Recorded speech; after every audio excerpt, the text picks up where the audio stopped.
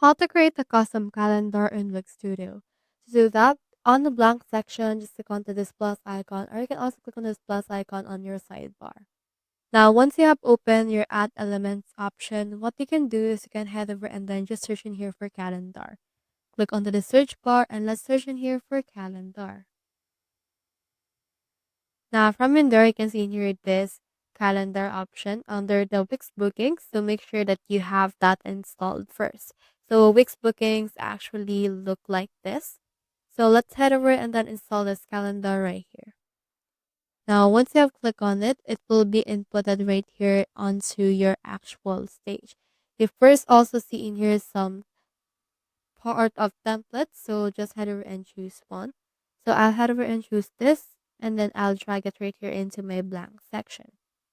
Once it's been attached, I can head over and then edit it out according to my liking. Like for example, I can change its color, the fonts, and all of the things that may have been added right here.